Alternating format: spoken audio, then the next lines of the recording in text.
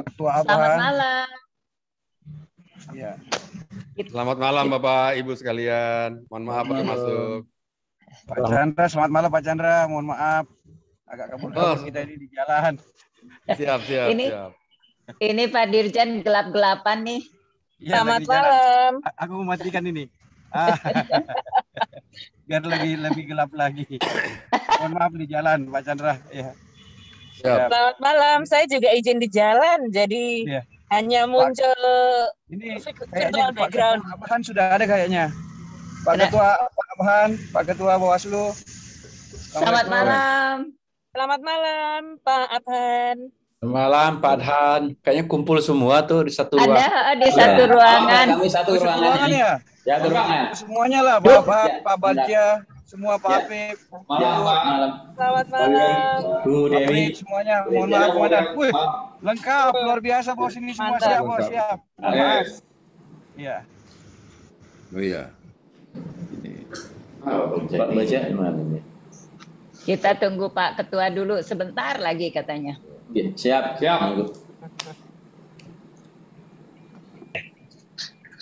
Izin, saya juga di jalan. Mohon maaf, jalan juga. Saya izin tidak menggunakan video karena goyang-goyang. Silakan. Ini Pak Ketua masuk nih.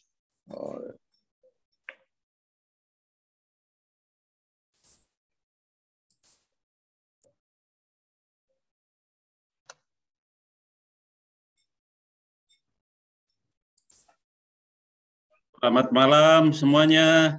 Selamat malam Pak Selamat Ketua. malam. Selamat malam Pak Ketua.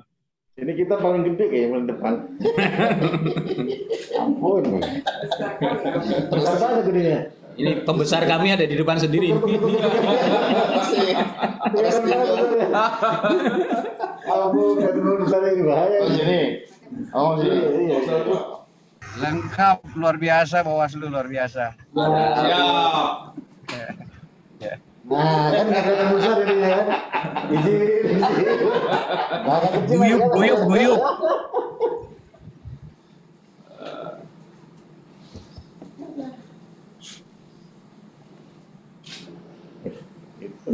Kita mulai sambil nunggu yang lain, Pak. Baik, Pak Ketua kita mulai boleh. Siap. Siap. Baik, terima kasih. Selamat malam. Assalamualaikum warahmatullahi wabarakatuh. Waalaikumsalam warahmatullahi wabarakatuh. Sehat semua yang saya hormati, teman-teman dari Bawaslu Republik Indonesia, kelihatannya 5 orang kumpul satu ruangan. Mas Abhan, Bang Fritz, Mbak Dewi Ratna, Mas Bagja, Mas Afif, Pak Sekjen juga di ruangan di sebelahnya. Terima kasih sudah berkenan meluangkan waktu malam-malam. Kalau penyelenggara pemilu malam-malam sih biasa. Tim sel ini yang kelihatannya enggak.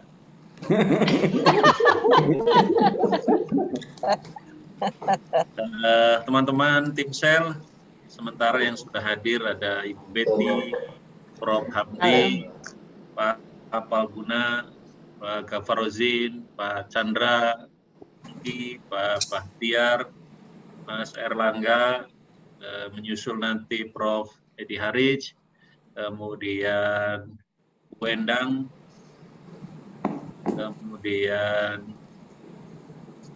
apa lagi ya? Prof. Hamdi. Hamdi sudah. Ucok. Jadi teman-teman semua, komisioner ketua dan komisioner Bawaslu, Pak Sekjen, malam hari ini kami terima kasih sudah berkenan ketemu dengan tim seleksi. Pertama tentu kami ingin menyampaikan maksud pertemuan ini adalah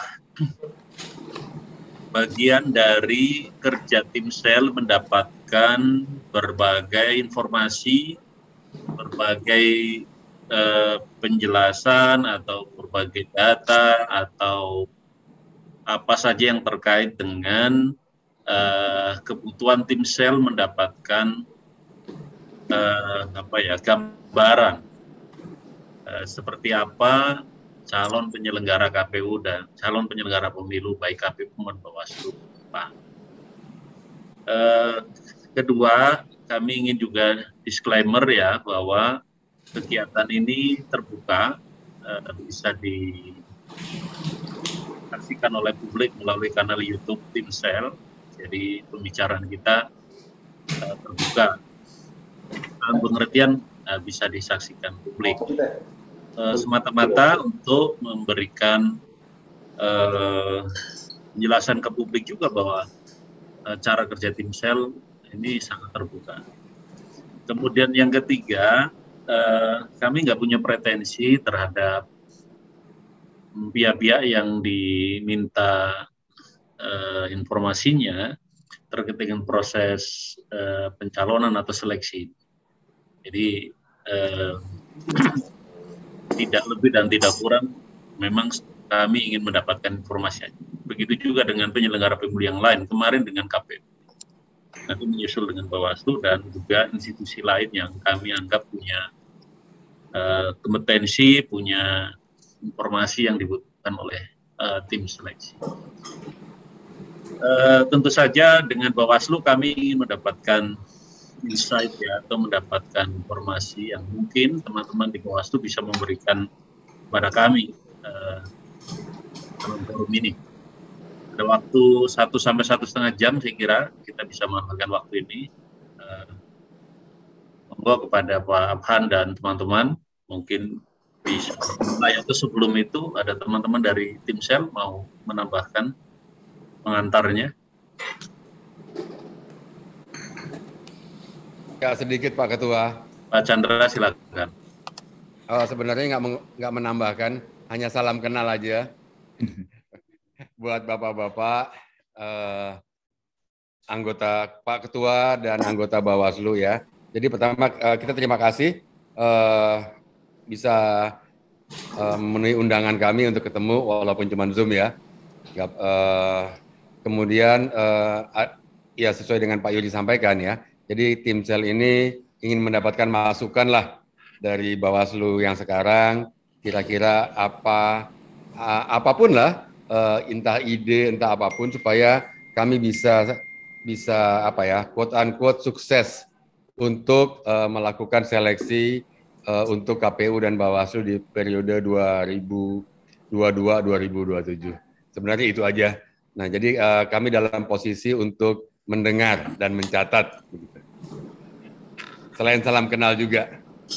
Makasih Pak Ketua. Terima kasih Pak Chandra. Kualat kalau ada orang nggak kenal Pak Chandra Hamzah. Yang lain ada yang mau menambahkan? Cukup Pak. Cukup ya. Baik, Cukup. kami serahkan kepada Pak Ketua dan Komisioner Bawaslu, nanti Pak Sekjen juga silakan juga. Monggo Pak.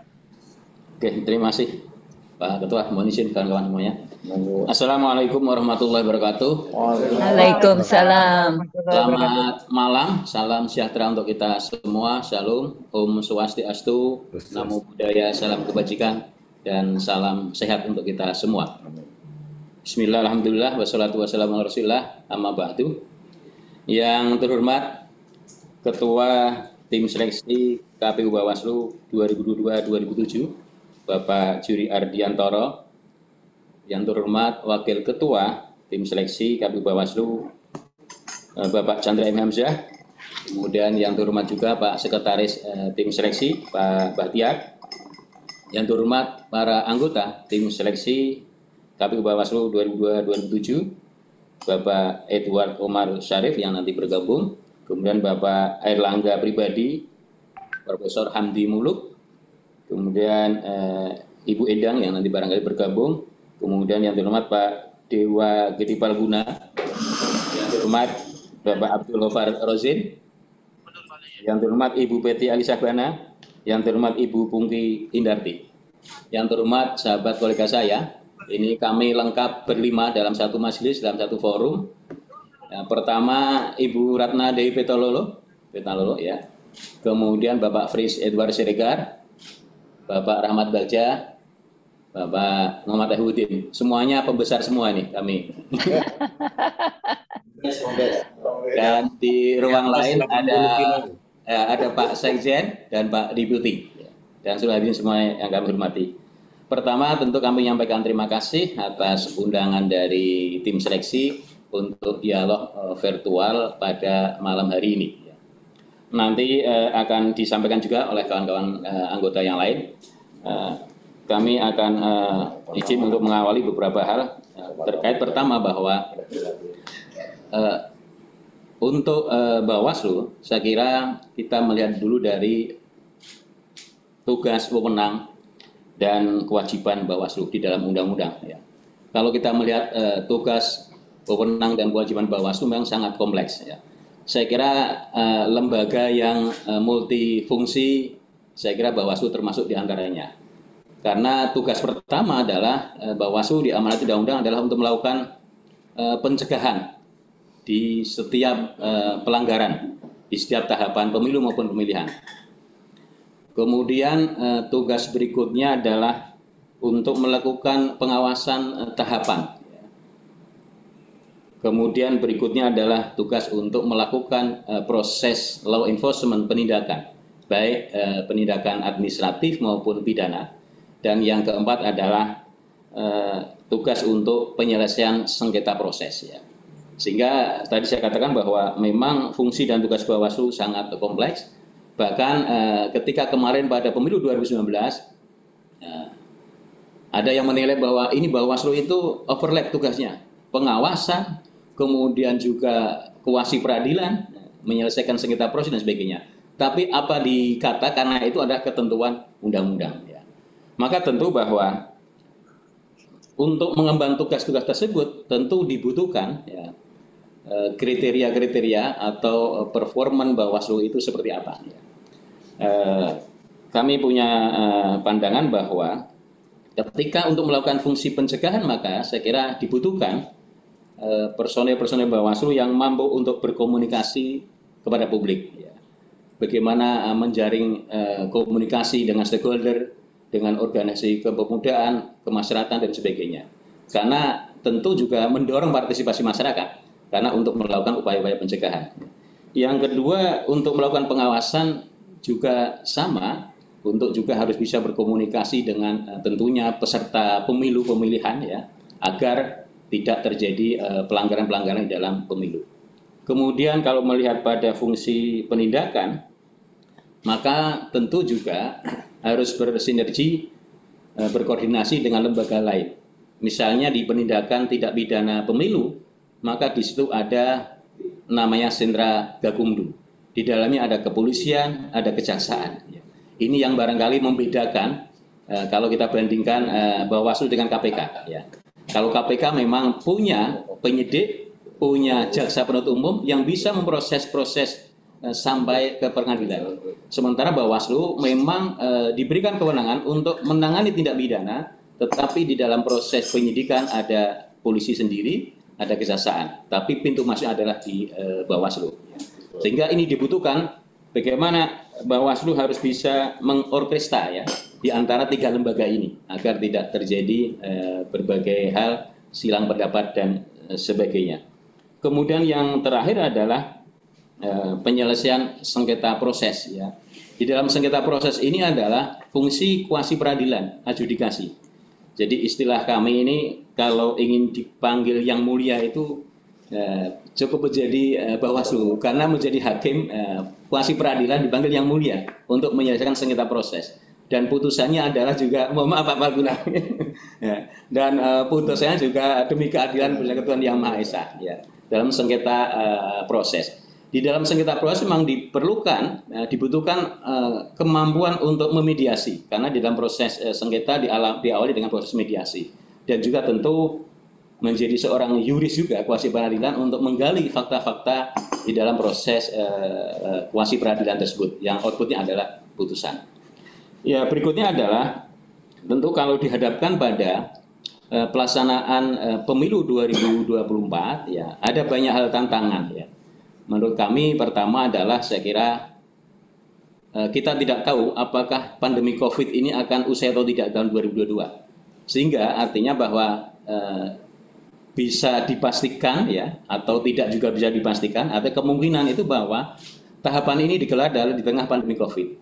Maka tentu Bawaslu ke depan harus mempunyai inovasi bagaimana pengawasan ketika di tengah masa pandemi COVID. Ya. Kemudian yang kedua adalah karena ada kaitannya dengan soal pandemi COVID, anggaran ini juga negara dalam kondisi anggaran yang tidak seperti pada kondisi anggaran sebelumnya. Ya. Maka tentu juga bagaimana penyelenggara ke depan khususnya Bawaslu untuk bisa efisien, efektif tanpa mengurangi arti nilai fungsi untuk menegakkan keadilan pemilu. Jadi dengan anggaran yang sangat terbatas harus berinovasi, tidak ada kata lain bahwa dengan anggaran terbatas kemudian tidak bisa melakukan pengawasan, tidak. Tetapi ini karena demi ritual masa-masa konstitusional waktu-waktu yang harus dilakukan bahwa pemilu memang harus dilaksanakan 5 tahun sekali. Jadi ada keterbatasan. Kemudian yang berikutnya adalah karena masa pandemi COVID, seperti kita ketahui kemarin pengalaman di 2020 ketika pilkada, memang sebagian ada upaya digitalisasi yang dilakukan oleh KPU. Maka ke depan tentunya Bawaslu juga harus mengimbangi ketika manakala KPU juga melakukan digitalisasi pemilu, maka tentu harus ada pengawasan pemilu. Dan yang berikutnya adalah semua itu tentu harus diisi oleh orang-orang yang mampu untuk bekerja dalam satu teamwork yang utuh, yang solid. Saya kira itu hal yang penting agar ke depan memang Bawaslu itu menjadi kekuatan di antara 5 komisioner, ya, menjadi satu kesatuan sebagai teamwork. Ya.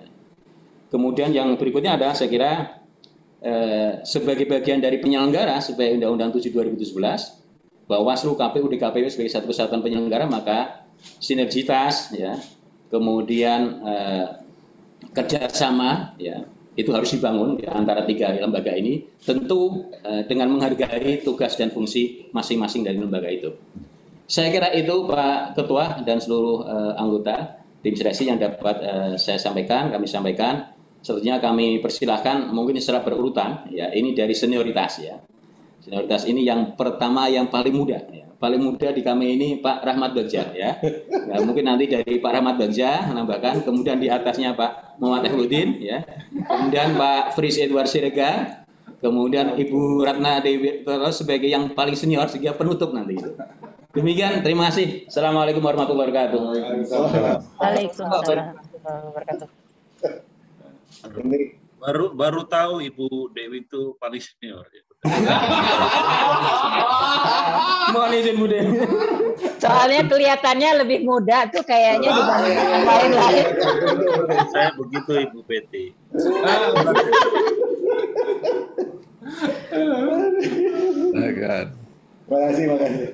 Terima kasih Pak Ketua. Bismillahirrahmanirrahim. Assalamualaikum warahmatullahi wabarakatuh. Waalaikumsalam. Selamat malam, salam sejahtera, Om Swastiastu, Namo Buddhaya, salam kebajikan. Terima kasih Pak Ketua. Seharusnya kalau lebih senior Bu Dewi dulu baru saya. Tapi sekarang junioritas, berarti bukan senioritas lagi.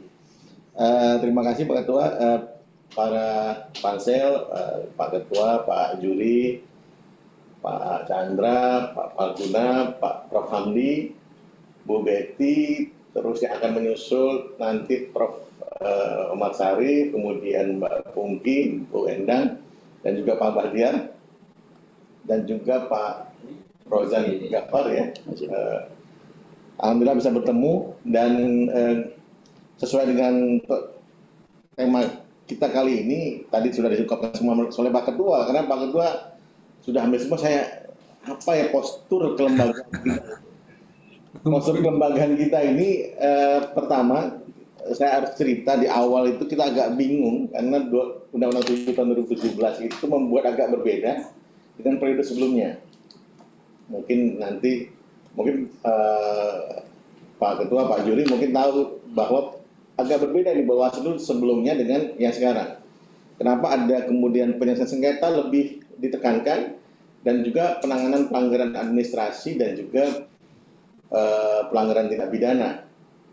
Walaupun agak heavy nanti di ketentuan pidananya lebih heavy kepada banyak yang mengatur pidana tentang penyelenggara. Nah, kami kemudian berembuk awalnya penyelesaian sengketa ini tidak secara terang, misalnya sengketa proses, karena saya bagian yang paling junior ini diberikan yang paling agak susah, yang belum ada bentuk, namanya proses penyelesaian sengketa. Jadi saya membawahi divisi penyelesaian sengketa, kami berembuk bagaimana penyelesaian sengketa ini menjadi sebuah mekanisme yang transparan. Karena jelas dalam undang-undang itu ada mediasi dan adjudikasi. Nah, mediasi dan adjudikasi ini yang kemudian menjadi proses yang harus disosialisasikan kepada para peserta pemilu. Karena memang agak unik penyelesaian sengketa. Penyelesaian sengketa itu mempertahankan atau menjaga hak dipilih. Inilah yang agak berbeda dengan yang lain. Jadi para peserta pemilu bisa memberikan mengajukan permohonan kepada kami di Badan Pengawas Pemilu. Dan kemudian kami berembuk adjudikasi harus terbuka. Dan adjudikasi harus bisa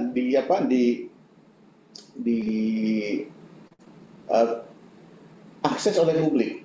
Makanya muncul dulu kami dalam sidang adjudikasi itu meminta kepada seluruh Bawaslu provinsi dan Bawaslu Kabupaten untuk kalau tidak ada, karena kami terbatas juga untuk kemudian punya data informasi lengkap, kita melalui YouTube itu dibuka atau akses media sosial dibuka proses persidangannya.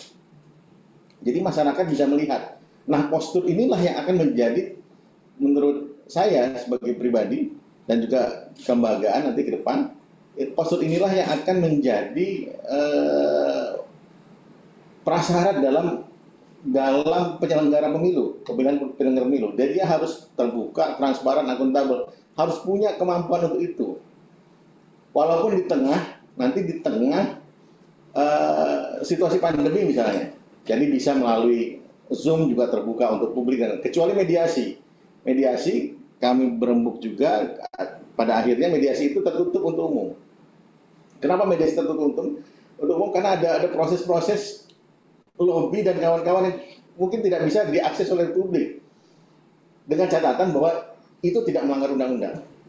Kan di undang-undang jelas mediasi ada dan adjudikasi ada. Nah, kemarin ketika kami, kalau saya lihat dengan postur 4 sarjana hukum dan 1 sarjana tafsir, ini beliau ini kalau Pak Afif ini, kalau kami sudah berdebat, dia mentafsirkan, ini tafsirnya yang paling benar ya. Oke, kami ikut tafsirnya. Jadi postur itu membuat dinamis perdebatan hukum di antara kami. Dan itu yang kemudian ada kebijakan Bawaslu di awal itu untuk postur penyelenggara pemilu provinsi dan kabupaten ke depan, ya, yang kemarin itu minimal ada 1 saja disisakan sarjana hukum, minimal 1 sarjana hukum. Akan tetapi beberapa sarjana hukum tidak, CAT-nya nggak lewat misalnya, atau seleksinya kurang, tes psikologinya bermasalah. Akhirnya yang tersisa itu tidak sarjana hukum. Nah, ini akan kendala kami pada saat merekrut sarjana demokrasi. Akhirnya jadi banyak SPD, sarjana pemilu dan demokrasi. Tapi bagus juga karena belajar. Akhirnya kami membuat menjadi dorongan untuk kemudian memperbanyak rapat kerja teknis dan pembimbingan teknis kepada yang bersangkutan. Dan ini sudah, dan mereka rupanya setelah dilatih ya lebih baik lagi daripada ketika pada saat Panwas sebelumnya, atau pada saat Panwas Kabupaten Kota di yang lalu. Nah, menurut saya ke depan itu penyelenggara itu harus bisa mendudukkan berbagai proses hukum yang kemungkinan terjadi. Mungkin pasti ada pro dan kontra, akan tetapi dalam berbagai hal yang penting menurut saya adalah argumentasi hukumnya tidak melanggar undang-undang, dan kemudian penafsirannya itu ada alasannya, reasoningnya jelas. Sepanjang itulah postur nanti Bawaslu ke depan. Bawaslu agak berbeda dengan KPU. karena kami ada proses penegakan hukum, baik nanti adjudikasi, baik pelanggaran administrasi, diadjudikasi pelanggaran administrasi dan pelanggaran dan penyelesaian sengketa dan penanganan pelanggaran tindak pidana. Proses tindak pidana misalnya itu agak tertutup, tapi perdebatan hukumnya akan ada yang kita harus berdebat dengan teman-teman kepolisian dan kejaksaan. Yang ini yang mungkin tidak bisa kita buka juga karena ada proses-proses yang perdebatan itu agak kemudian cenderung meninggi dengan akan, tetapi kalau misalnya itu penyelenggaranya tidak mempunyai kemampuan untuk itu membaca misalnya alat bukti dan barang bukti yang kemudian terakumulasi dalam tindak pidana, itu akan jomplang dengan teman-teman polisi dan jaksa. Dan ini kejadian di tempat-tempat Bawaslu Kabupaten Kota. Nah, penyelenggara pemilu yang membuat kebijakan itu seharusnya bisa memprediksikan hal tersebut ke depan. Akan ada potensi masalah apa, masalah hukumnya apa, dan ini sudah kita petakan kemarin pada Undang-Undang 7 tahun 2017. Jadi Pak Ketua ini kadang-kadang di antara perdebatan anak muda itu saya, Bang Frits, dan juga Pak Afif yang akan menyelesaikan para senior ini biasanya, Bu Dewi dan Pak Ketua. Tapi dalam perdebatan itulah yang kemudian kami bisa mengambil banyak hal, ya, perdebatan hukum ini banyak hal untuk memperbaiki Bawaslu pada saat itu untuk menghadapi Undang-Undang 7 tahun 2017 yang pada saat itu belum clear benar pedomannya, Bawaslu-nya belum clear benar, pedoman peraturan Bawaslu-nya belum clear benar karena berbeda dengan undang-undang sebelumnya, undang-undang pemilu dan penyelenggara pemilu sebelumnya. Inilah postur yang menurut saya ke depan harus bisa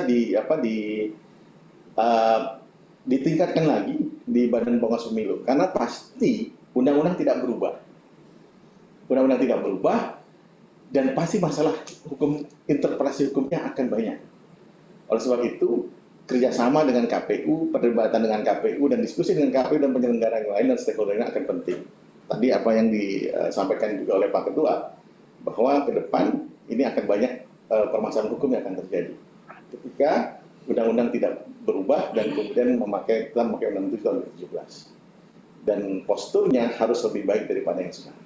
Terima kasih para senior, panitia seleksi, dan juga saya sebagai junior di sini, ketua dan anggota. Terima kasih banyak. Assalamualaikum warahmatullahi wabarakatuh. Selamat malam. Assalamualaikum warahmatullahi wabarakatuh.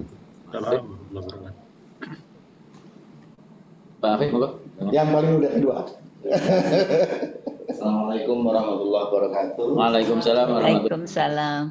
Pak Ketua tim saya, Pak Muri, Sekretaris tim saya, Pak Chandra Hamzah, para tim sel, Pak Palguna, biasanya ketemunya di MK kemarin. Soal Hamdi, ini udah pernah wawancara kita dulu sama Bu Betty. Jadi sudah tahu kelemahan kita gitu. Kelebihan berat badan. Bu Endang dan juga Pak Abdul Ghaffarazin, Bu Pungki Indarti, teman-teman sekalian yang saya hormati, terima kasih kesempatannya karena harus bicara gitu. Pak Berja ini selisih sama saya umurnya cuma 10 hari Bapak Ibu. Cuma dia berasa paling junior banget gitu, karena cuma 10 hari. Baik, saya sedikit saja urun rembuk dari sisi pengalaman di Bawaslu 4 tahun ini. Pertama dari sisi postur yang dihasilkan tim sel yang dulu itu, 2 dari kami ini adalah pejabat dari tingkat provinsi gitu, Bawaslu provinsi. Sementara kami bertiga yang dari luar, saya, Pak Berja, dan Pak Afif. Dan secara kebetulan, secara latar belakang pendidikan, saya menjadi minoritas di sini karena satu-satunya yang non hukum. Kadang enak juga jadi minoritas itu. Wilayah yang lain hukumnya udah banyak sekali yang mengurusi. Nah, saya sendiri kebetulan di divisi pengawasan dan hubungan antar lembaga. Kalau diistilahkan dua, ini seperti buah segala musim. Jadi begitu tahapan maka semua proses harus diawasi oleh divisi pengawasan. Ada beberapa pengalaman yang saya kira ini bisa menjadi perspektif kita untuk menguatkan lembaga ini. Pertama, tentu kalau sifatnya nasional, maka yang dibutuhkan saya kira memang leadership. Leadership ini butuh daya tahan dan pengalaman aktor-aktor yang akan terlibat. Tekanan-tekanan yang luar biasa dalam proses-proses yang terjadi selama kami di sini, ini kematangan kita sangat dibutuhkan. Manajemen konflik sangat dibutuhkan. Urusan kompetensi saya kira kita anggap sudah selesai ya. Saling isi, saling melengkapi begitu. Kemudian yang kedua saya kira yang juga menarik adalah soal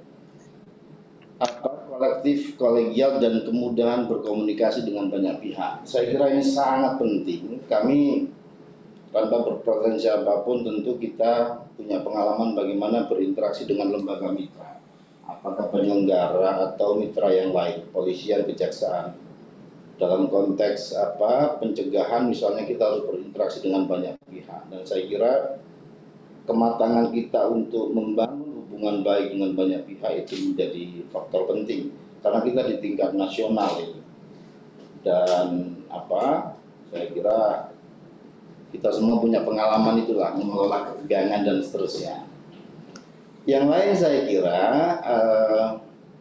konfigurasi ini menjadi sangat penting.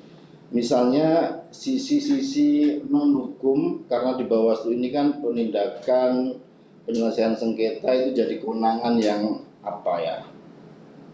puncak kewenangan yang ditunggu banyak orang dengan undang-undang yang kemarin ini.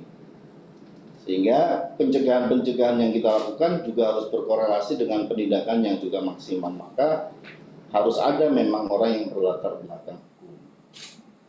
Tetapi orang dengan latar belakang non-hukum itu menjadi satu kombinasi yang juga memberi perspektif bagaimana sosiologi hukumnya, bagaimana latar belakang persoalan-persoalan ini, dan kita bisa kemudian lebih saling mengisi gitu.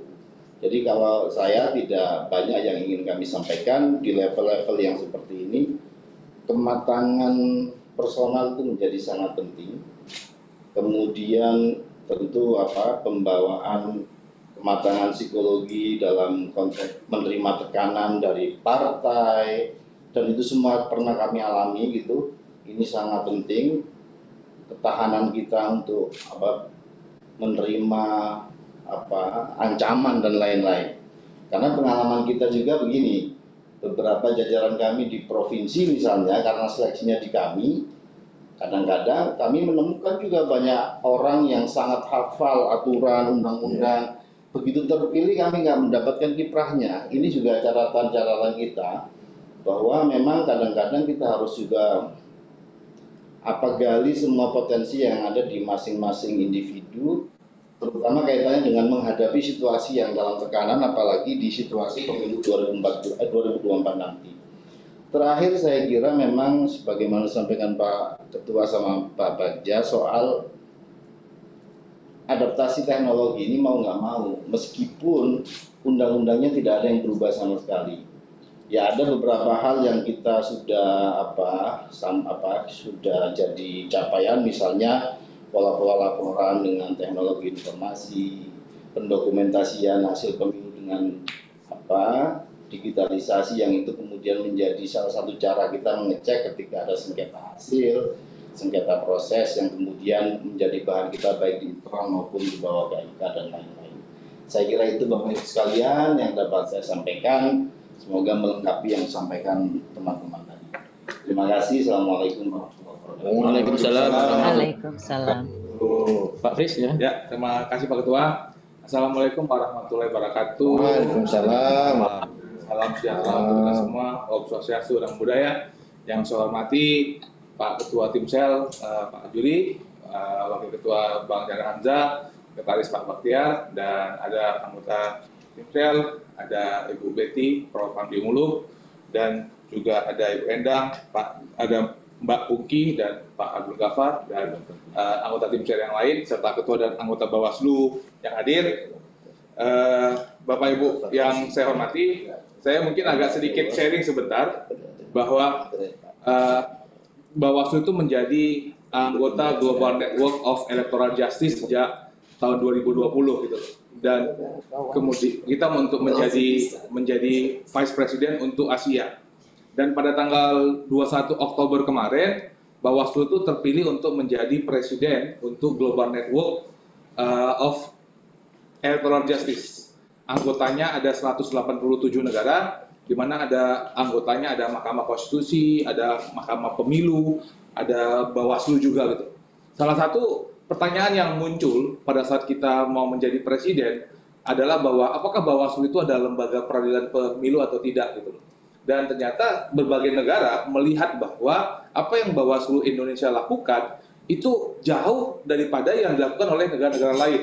Misalnya ada satu negara dia hanya punya peradilan pemilu sengketa saja, atau ada sebuah negara yang hanya punya Federal Election Commission, hanya mengawasi dana kampanye saja, atau ada yang hanya mengawasi dan memberikan rekomendasi saja gitu. Sedangkan Bawaslu sekarang pasca Undang-Undang 7 tahun 2017 itu menyelesaikan begitu banyak hal dari awal pendaftaran partai politik sampai dengan hasil penghitungan suara dan rekapitulasi. Itu membuat Bawaslu akhirnya diberikan mandat untuk menjadi President of Global Network of Electoral Justice untuk 2 tahun, di tahun 2022 awal sampai tahun 2023 akhir. Kenapa saya mengajak itu sebagai sebuah background? Bahwa itu menunjukkan Undang-Undang 7 tahun 2017 itu memberikan banyak kesempatan bagi kita untuk memperbaiki kesalahan-kesalahan di dalam sebuah proses pemilu. Misalnya, kalau kita melihat Undang-Undang 7 tahun 2017 merupakan perbaikan daripada Undang-Undang 10 tahun 2016. Ada hal-hal yang kurang baik di Undang-Undang Pemilihan itu diperbaiki di Undang-Undang 7 tahun 2017. Kewenangan-kewenangan Bawaslu menjadi diperbesar. Dan kalau kita lihat, karena kewenangan untuk diperbesar itu, maka sejak tahun 2016, pemilu 2000, kemudian pilkada, sampai juga pemilu 2019, sengketa hasil yang muncul di Mahkamah Konstitusi itu makin lama makin menurun. Kenapa dia makin menurun? Karena sengketa-sengketa yang muncul itu sudah diselesaikan di tahapan sebelumnya, baik tahapan pencalonan ataupun pada saat soal di TPS, sehingga MK bisa mengatakan bahwa ini persoalan sudah dilaporkan ke Bawaslu atau tidak, atau baru kenapa sekarang baru dikomplain misalnya. Oleh karena itulah makanya kalau saya melihat dan kami melihat bagaimana nanti di tahun 2024 melihat magnitud persoalan dan waktu, maka kemampuan untuk bisa melaksanakan Undang-Undang 7 tahun 2017, baik kewenangan sengketa, penanganan pidana, itu sangat dibutuhkan, baik kemampuan hukumnya dan keberaniannya. Kalau tadi sebenarnya yang disampaikan oleh Pak Afif tadi adalah bagaimana seorang Bawaslu itu berani untuk mengambil tindakan. Tadi juga belum disampaikan bagaimana Bawaslu memiliki kewenangan penanganan pelanggaran administrasi, di mana hasilnya adalah sebuah putusan. Ada sengketa pencalonan, baik untuk dari pendaftaran calon menjadi DCS atau DCT, ataupun pelanggaran administrasi yang terjadi. Dan itu di mana Bawaslu menjadi majelis, dan hasilnya ada sebuah putusan. Jadi bagaimana kemudian seorang anggota Bawaslu mengerti hukum yang dia punyai, mengerti kewenangan yang dia punyai, dan dia berani untuk melaksanakan kewenangan itu.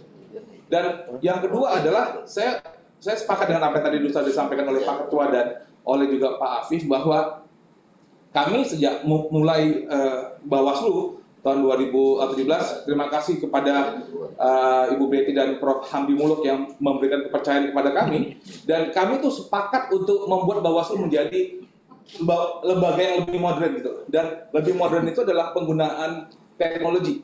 Dan mungkin apa yang kami impikan itu masih belum sesempurna yang kami bayangkan dulu gitu. Tapi ini bisa mencapai di tahun 2024, anggota Bawaslu harus bisa mempergunakan teknologi jauh lebih baik gitu. Kita sudah punya Siswaslu buat untuk menangani pelaporan. Kita punya Gowaslu buat untuk menangani pelaporan daripada masyarakat. Sekarang di Bawaslu kita sudah memakai aplikasi persuratan untuk tanda tangan elektronik untuk persuratan kita. email sudah kita pergunakan, tapi tetap saja itu kurang. Untuk dalam rangka menyambut 2024, kami melihat bagaimana pengawasan yang mengerti mempergunakan teknologi, bagaimana pengawasan di media sosial, bagaimana untuk hate speech, bagaimana dia bisa bergaul dengan banyak stakeholders, dan juga tidak ragu untuk mempergunakan teknologi itu. Jadi tentu saja kemampuan untuk bisa menerapkan hukum dan menafsirkan hukum dan punya keberanian, tentu saja itu kan harus didukung oleh integritas dan independensi dari seorang calon. Kalau kami dalam berusaha untuk bagaimana membuat pengawasan di tahun 2024 dengan segala hal-hal yang muncul dengan waktu dan yang kami sudah diskusikan, strategi-strategi pengawasan kan harus didiskusikan bersama gitu. Dan saya akan ingat banyak pleno-pleno di mana kita harus berdebat keras dan sampai emosi-emosi sudah tinggi gitu ya. Dan kematangan untuk bisa menerima perbedaan, dan ya sudah, kita mungkin ini kurang sempurna tapi kita akan lakukan bersama-sama gitu. Saya menaruh hormat kepada kawan-kawan, kepada ketua dan kawan-kawan anggota. Banyak mungkin pleno-pleno yang kami tidak full sempurna gitu, tidak setuju gitu. Tapi kan pada saat kami keluar daripada pleno, kita nggak ada yang bilang saya dulu tidaknya setuju loh gitu. Kami setuju semua dan kami siap untuk melaksanakan hasil pleno. Dan saya rasa itu tingkat kedewasaan yang saya apresiasi dari ketua dan anggota, dan tingkat kematangan itu yang saya harapkan mungkin muncul dari penyelenggara pemilu yang berikutnya gitu. Mengingat kompleksitas yang akan muncul, mengingat bagaimana nanti akan ada orang-orang baru yang akan muncul, itu adalah, dan kebersamaan itu saya rasa menjadi penting sejak dari menjadi awal, sehingga akan mempermudah proses-proses yang selanjutnya. Dan yang mungkin yang sebagai penutup mungkin apa yang disampaikan juga tadi oleh Pak Afif, bahwa variasi antara yang dari penyelenggara yang pernah menjadi penyelenggara sebelumnya, dari akademisi dan di luar, saya rasa itu merupakan sebuah kombinasi lah. Banyak hal saya belajar dari Pak Afif, dari Ibu Dewi dan Pak Abhan, yang saya bisa katakan mereka adalah karirnya pengawas pemilu gitu loh. Dan kami, atau saya lah kira-kira yang tiba-tiba jadi pengawas pemilu dan banyak belajar, dan kami saling mengisi lah. Kompleksitas pengetahuan itu memberikan penguatan satu sama lain, yang saya rasa itu bisa membuat kami menjadi lembaga yang mampu melaksanakan Undang-Undang 7 tahun 2017, meskipun kami baru tahu bagaimana bentuknya pada saat kami sudah menjadi anggota Bawaslu. Dan dengan sekarang Bawaslu sudah memiliki perangkat yang lebih jelas secara administratur, deputi sudah jelas, kepala biro dan kapus datin sudah ada, dan itu sesuatu yang dulu kami tidak pernah miliki. Kami dulu hanya punya 3 kepala biro, sedangkan kami sekarang sudah punya 2 deputi, 1 irtama, dan itu saya rasa bisa membantu Bawaslu ke depan untuk lebih dapat memenuhi visinya pada saat mereka menjadi anggota Bawaslu. Saya rasa ini sebagai pengantar, dan terima kasih atas perhatian yang diberikan. Wal muwafiq ila thoriq. Wassalamualaikum warahmatullahi wabarakatuh. Waalaikumsalam. Ini namanya Gus Frit ini sini ya. Gus Frit ini. Betul. Terima kasih Pak Ketua. Bismillahirrahmanirrahim. Assalamualaikum warahmatullahi wabarakatuh. Waalaikumsalam. Waalaikumsalam. Selamat malam, salam sejahtera untuk kita semua. Yang saya hormati Pak Ketua, Wakil Ketua, Sekretaris, dan anggota tim seleksi yang lengkap hadir pada malam hari ini. Maafkan saya tidak lagi menyebutkan satu persatu, tidak mengurangi rasa hormat saya kepada Ibu dan Bapak sekalian. Terima kasih sudah mengundang kami. Bagi kami ini satu penghargaan di mana tim seleksi membuka ruang untuk mendengarkan apa sesungguhnya yang menjadi kebutuhan lembaga Bawaslu ke depan menghadapi pemilu dan pemilihan serentak tahun 2024. Pertama, yang ingin saya sampaikan secara pribadi dan tentu dirasakan oleh kami berlima, Kami mengucapkan terima kasih kepada Bu Betty dan Pak Hamdi yang menjadi tim seleksi periode kami yang membuat kami berlima ini mendapat amanah sebagai anggota Bawaslu. Dan boleh kami katakan ini pilihan yang paling tepat. Karena perpaduan kebutuhan untuk melakukan pencegahan dan penegakan hukum dengan komposisi sarjana hukum yang lebih banyak, 4 dari 5, saya kira ini menjawab kebutuhan undang-undang pemilu dan juga pemilihan, karena Bawaslu sudah mengalami pergeseran untuk menuju kepada lembaga penegak hukum. Saya kira kebutuhan seperti ini dan komposisi ini mudah-mudahan bisa dipertahankan. Itu yang pertama. Kemudian yang kedua, perpaduan latar belakang dari kami berlima ini juga sangat menunjang kerja-kerja kelembagaan. Kami 2 berlatar belakang dari ya kalau istilah Pak Pris tadi pengawas karir dari provinsi naik kelas ke RI. Kemudian 2 dari akademisi sarjana hukum dan 1 berlatar belakang sebagai pemantau pemilu. Kebutuhan lembaga ini kemudian menjadi tercukupi karena memiliki pengawas yang mempunyai pengalaman masing-masing yang memang dibutuhkan oleh lembaga ini. Sehingga ketika kami berhadapan dengan pemilu yang pertama kali dilaksanakan secara serentak, pemilu legislatif dan juga pemilu presiden, dan bahkan dengan kebutuhan baru penyelesaian pelanggaran administrasi melalui proses persidangan adjudikasi yang terbuka, itu bisa kami lakukan dengan baik. Padahal ini satu pengalaman baru. Undang-Undang 7 tahun 2017 itu kan tidak menjelaskan secara detail bagaimana bentuk sidang terbuka itu. Tapi karena kami punya latar belakang sebagai pengawas pemilu, kemudian ada akademisi yang juga sebenarnya sebagai advokat yang sebenarnya juga punya pengalaman sebenarnya di bidang hukum, bukan hanya sekedar akademi murni seperti Pak Fritz pernah di Mahkamah Konstitusi, ya. Kemudian itu membuat kami bisa segera mengatasi problematika yang muncul dengan pengaturan yang masih samar-samar bentuknya itu seperti apa. Nah, sehingga tugas-tugas pencegahan, tugas-tugas penegakan hukum, boleh kami katakan kami sukseslah melakukan itu dengan baik. Nah, sehingga pemilu 2019, kemudian juga pilkada yang kami kawal hampir minim konflik horizontal. Karena semua masalah diselesaikan lewat jalur hukum sebagaimana yang sudah diatur dalam undang-undang. Sehingga profesionalitas Bawaslu di dalam melakukan penegakan hukum itu sangat terlihat. Kerja-kerja penegakan hukum yang tidak berpihak, menyelesaikan berdasarkan aturan, kemudian bagaimana komunikasi kelembagaan itu dibangun, itu bisa kami lakukan dengan baik. Nah, sehingga menghadapi pemilu 2024 ke depan, yang tentu tantangannya akan lebih berat karena ada penggabungan 2 kegiatan yang tadinya dipisah di 2019 dan 2020, membutuhkan orang-orang yang memang sudah siap secara mental, punya pengalaman dan pengetahuan hukum yang memadai.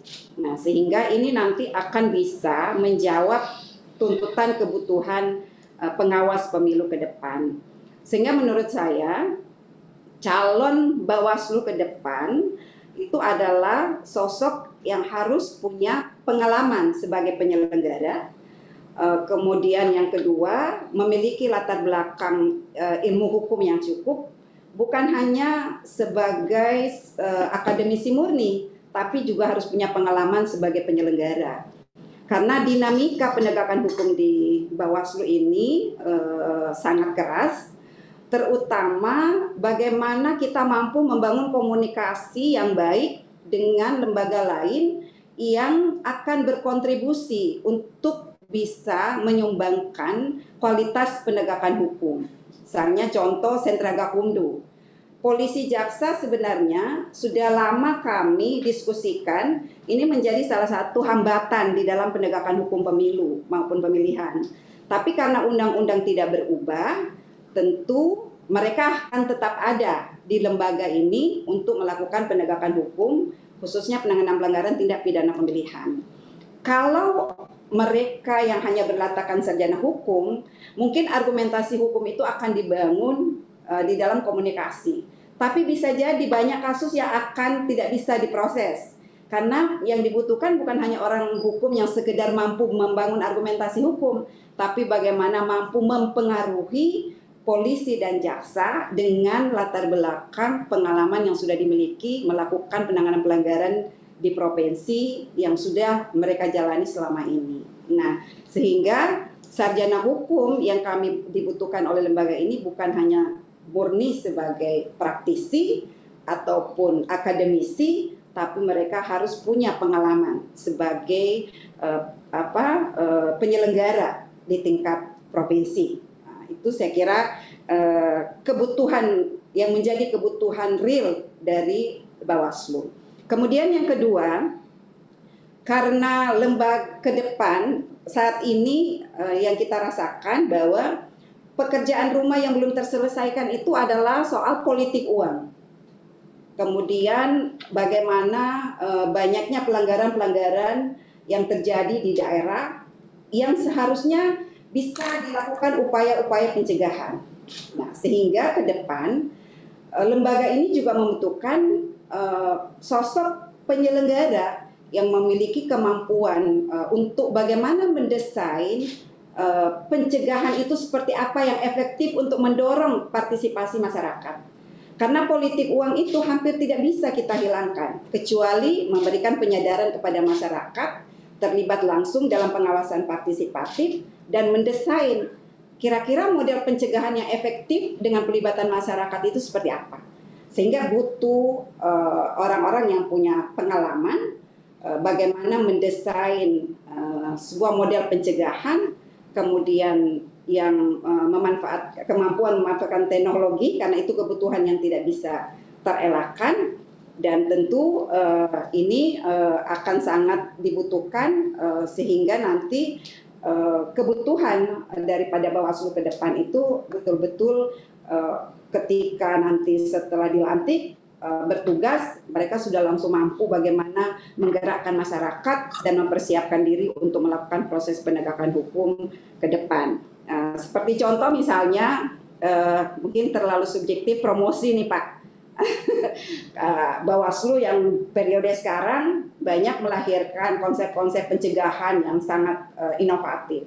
Misalnya ada program sekolah kader pengawas partisipatif yang sudah dilakukan dari tahun ke tahun, bahkan kami sudah punya banyak sekali pengawas partisipatif. Ini dikawal langsung oleh Pak Afifuddin. Kemudian yang kedua, kami sekarang juga sudah punya beberapa mediator yang siap nanti untuk menjadi mediator di pemilu dan pemilihan di bawah Pak Rahmat Bagja. Kemudian kami sudah menyusun indeks kerawanan pemilu maupun pilkada. Kemudian kami punya program Saka Adiaksa, kemudian punya program apalagi banyak yang sudah kami buat, termasuk bagaimana kami mempersiapkan berbagai regulasi dalam bentuk perbawaslu untuk melaksanakan pemilu maupun pemilihan yang berada di bawah koordinator Pak Fritz Edward Sidagar, dan bagaimana kami menyelesaikan berbagai persoalan pemilu melalui penanganan pelanggaran yang berada di bawah divisi saya sendiri, dan juga penyiapan SDM yang ada di bawah Pak Aban. Jadi apa yang kami lakukan hari ini tentu kami maunya ke depan akan lebih baik, sehingga sosok yang harus menggantikan atau meneruskan untuk menjadi Bawaslu adalah orang-orang yang sudah siap pakai, bukan yang baru belajar untuk menjadi pengawas. Saya kira itu Bu Betty, Pak Andi, Pak Ketua, Pak Wakil Ketua, dan anggota yang bisa saya sampaikan. Mohon maaf kalau ada hal-hal yang kurang berkenan. Terima kasih. Wassalamualaikum warahmatullahi wabarakatuh. Waalaikumsalam. Terima kasih Pak Bu Dewi, kembalikan ke Pak Ketua, Pak Juri. Terima kasih Pak Ketua, Mas Bagja, Mas Hafid, Mas Fred, Bu Dewi. Sebelum saya juga mempersilakan teman-teman, mungkin ada yang mau diperdalam atau pertanyaan. Ada Pak Sekjen juga, mungkin ada yang mau disampaikan sepatah dua patah kata sebagai partner kerja para komisioner. Cukup Pak Ketua. Pak Sekjen, ya, terima kasih. Silakan Bapak Ibu tim sel, Prof. Hamdi, Bu Betty, Pak Pal, Pak Chandra, Pak Bahtiar, Pak Rozid, Bendang yang baru saja masuk. Silakan. Pak Pal dulu kali. Kalau komentar saya sih, Bawaslu rupanya sudah ngikuti Mahkamah Konstitusi dia jadi. Ampun.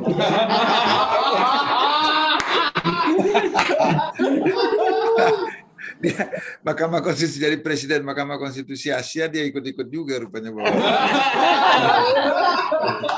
Oke. Tapi ya terima kasih lah itu masukannya. Ya itu.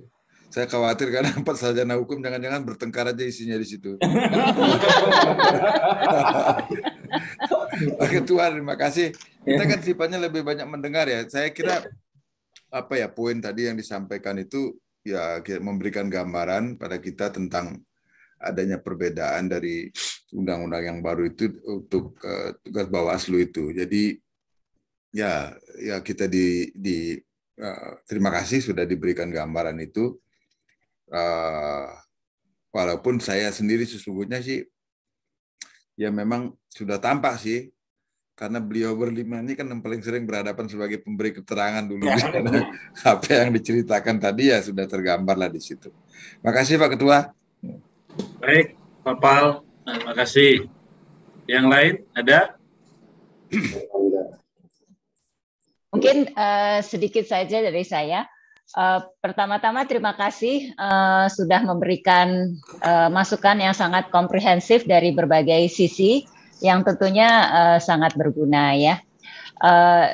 Senang mendengar banyak hal-hal yang positif yang sudah dilakukan. Barangkali apa yang ingin yang ingin saya titipkan. Ini kan tentunya akan ada peralihan ya dari yang periode sekarang ke periode berikutnya. Jadi selain menjalankan hal-hal dengan baik, perlu juga estafetnya bisa dilakukan dengan baik ya, sehingga kerja-kerja yang sudah dilakukan dengan baik itu akan bisa berlanjut bahkan menjadi lebih baik lagi. Jadi artinya dokumentasi itu perlu disiapkan sehingga istilahnya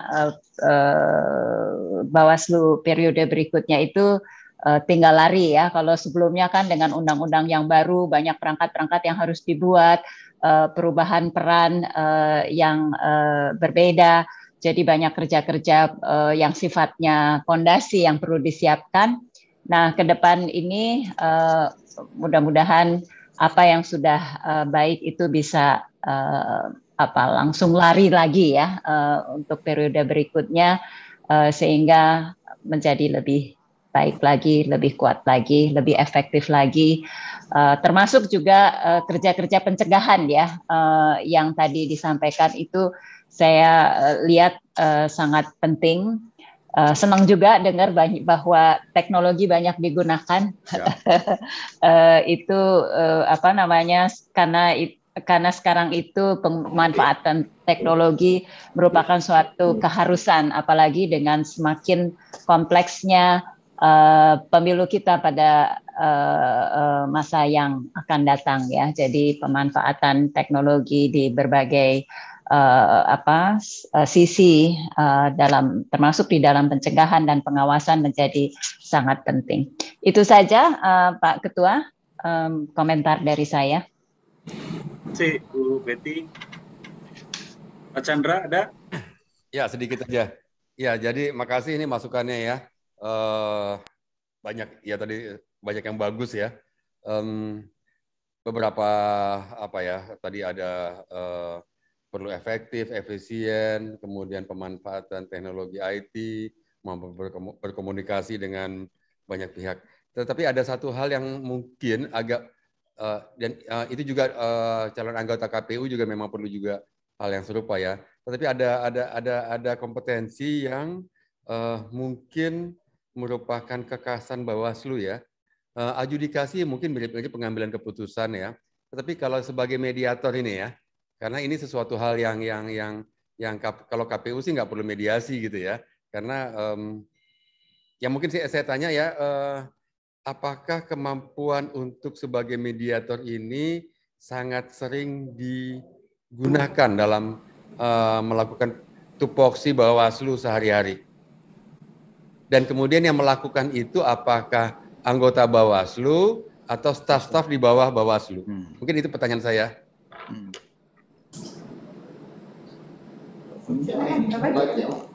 Baik, makasih Pak Chandra. Mungkin yang lain dulu. Prof. Hamdi, ada? Ya, saya terima kasih ke timnya Pak Adhan ya, semua Mas Fritz, Pak Rahmat, Pak Efifuddin, Bu Endang, Bu Dewi. Bu Dewi, ketuker kali sama ibu, ketuker sama ibu mertua. Ini Bu mertua baru ulang tahun saja kemarin, jadi ke bawah ini. Ya, terima kasih. Jadi tadi juga terima kasih ya, kita dianggap memilih orang yang benar, Bu Betty, di tahun 2017. Rada tersanjung juga kita. Mas sekaligus geri-geri sedap. Ada teman saya bilang, wah nanti next berikutnya harus bisa menghasilkan yang lebih baik, paling nggak sama gitu ya, atau lebih baik. Itu kan tantangannya sekarang. Tadi terima kasih kita diberi informasi yang saya kira detail sekali ya, apa yang menjadi postur Bawaslu ke masa depan ya, karena tentu yang paling afdol untuk memberikan deskripsi Bawaslu yang pas itu apa ya, pelaku begitu ya. Orang dari luar itu sebaik-baiknya melihat itu tidak ada yang lebih paham selain pelaku. Saya kira gitu ya. Jadi kita dapat first hand information banget gini. Ya itulah Bawaslu kira-kira. Ya saya setuju. Ya tentu kalau misalnya ada kritikan-kritikan, kita kan sering mendengar kalau dengar masyarakat misalnya kan, wah ini gimana nih Bawaslu? Ya masih banyak kasus-kasus yang nggak mental lah, nggak naik gitu loh, harapannya itu naik gitu loh.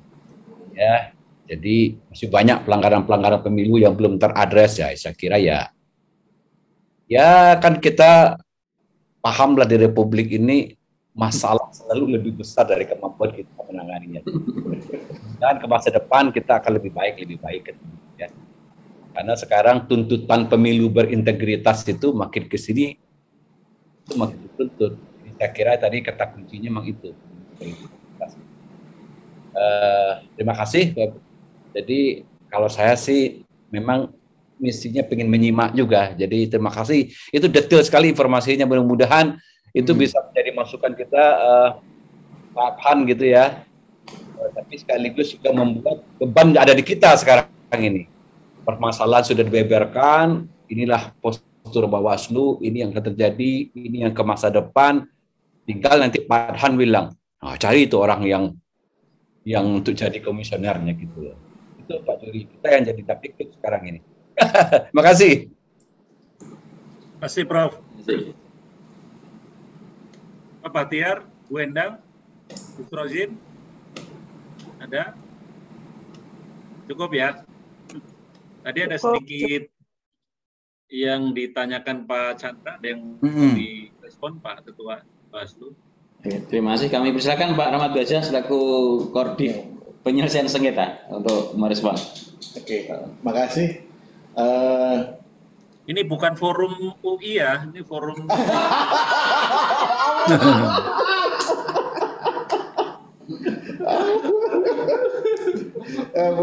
Bukan forum fakultas hukum UI.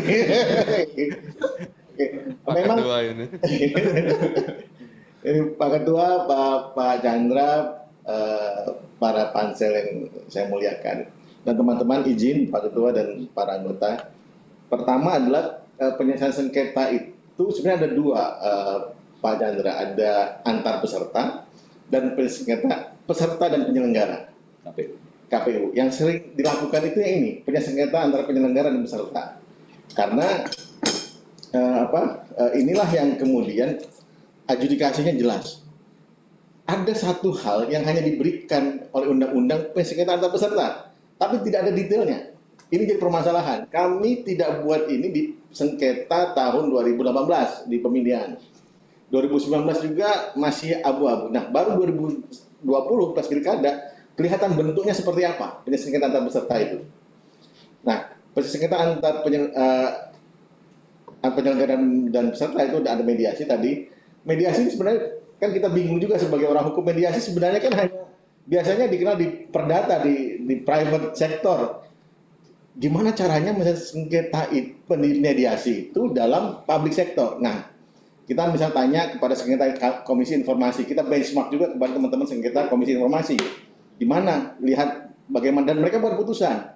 Dulu sengketa ini keputusan bentuknya. Kalau keputusan tentu bisa di challenge kan, bukan dibanding, bisa di challenge. Nah, kemudian inilah kami buat keputusan dan ada irah-irahnya. Kenapa irah-irahnya? Harus ada irah-irahnya. Kami ini disetujui Pak Abhan memberikan perspektif advokatnya tentang itu. Jadi ada hal yang menurut saya dengan komposisi seperti ini ya akan sangat lebih baik. Jadi perspektif itulah yang kemudian mediasi ini sebenarnya ada, misalnya ada kesalahan yang sangat sedikit saja di teman-teman KPU, sangat kecil dan tidak usah kemudian dibuka untuk publik untuk adjudikasi. Tidak usah dibuka secara keseluruhan. Jadi ataupun perbedaan perspektif antara penafsiran teman-teman KPU terhadap undang-undang dalam bentuk SK, dalam bentuk pelaksanaannya. Misalnya penafsirannya A misalnya, tapi undang-undang menurut kami bisa B. Nah, itulah diselesaikan di mediasi. Begitu mediasi selesai, berita acara dibuat berita acara kesepakatan dan kemudian itu dibacakan putusannya. Jadi pointers dari berita acara itulah yang dijadikan amar putusan. Ini yang ya. Nah, yang ingin saya tanyakan adalah seberapa sering mediasi ini terjadi? Kalau di tahun pemilu tahun 2019 yang lalu itu sekitar pencalonan itu sekitar 800-an kalau tidak salah, 600-an, 680 tingkat pencalonan di seluruh Republik Indonesia. Oke. Yang mediasi itu sekitar 30% selesai. Orangnya anggota. Bukan Anggota Bawaslu. Oh, yang mediasi, mediatornya. Yang mediatornya anggota Bawaslu, Pak Chandra. Komisioner.